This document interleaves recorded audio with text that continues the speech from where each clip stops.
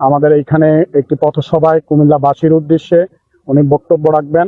আমরা কুমিল্লার মানুষ, আমি শুধু এই লক্ষ্মীপুর নয়, আমরা মনে করি যে যেটা দেখেছি মানুষের ভিতরে একটা স্বতঃস্ফূর্ত অংশগ্রহণ, ওনাকে অভ্যর্থনা জানানোর জন্য শুধু দলের নেতাকর্মীরা নয়, সাধারণ মানুষ সেই দাউদকান্দি থেকে উনি কুমিল্লার যে চাঁদপুর পর্যন্ত আমরা রাস্তায় রাস্তায় আমরা দেখছি যে মানুষের ভিতরে একটা উৎসাহ উদ্দীপনা, যে আমাদের মাননীয় প্রধানমন্ত্রী এই প্রথম কুমিল্লা প্রধানমন্ত্রী হওয়ার পরে কুমিল্লা বিভাগে উনি পদার্পণ করছেন, যেটা নাকি আমাদের সাংগঠনিক বিভাগ। আমরা সবাই প্রত্যাশা করি যে উনি এই সফরের মাধ্যমে, যেটা নাকি জুলাই সনদের মধ্যে ইতিমধ্যে নির্ধারণ করা হয়েছে যে নতুন 2টি বিভাগ হবে, তার মধ্যে কুমিল্লা একটি বিভাগ, সেটা উনি আনুষ্ঠানিকভাবে আমরা প্রত্যাশা করি যদি সম্ভব হয় আনুষ্ঠানিকভাবে ঘোষণা করে দিয়ে যাবেন এখানে।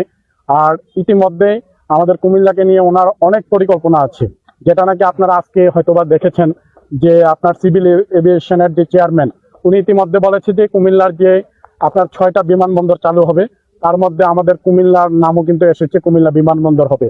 ডিসি সম্মেলনে উনি ঢাকা থেকে কুমিল্লা সরাসরি ট্রেনের লাইন ওইটাও চালু করার জন্য উনি সমীক্ষা করছেন এবং কি করবেন।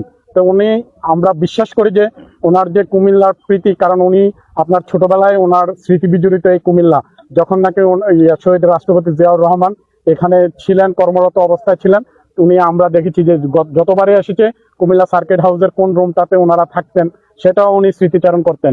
সুতরাং ওনার স্মৃতি বিজড়িত কুমিল্লা মানুষের অনেক প্রত্যাশা আছে এবং কি উনি কুমিল্লার সমস্যাগুলো সম্পর্কে উনি বহাল আছেন।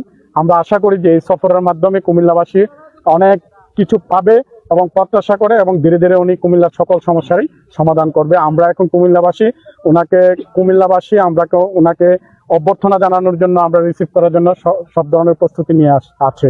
দলের পরেও জনগণও প্রস্তুতি নিয়ে আছে।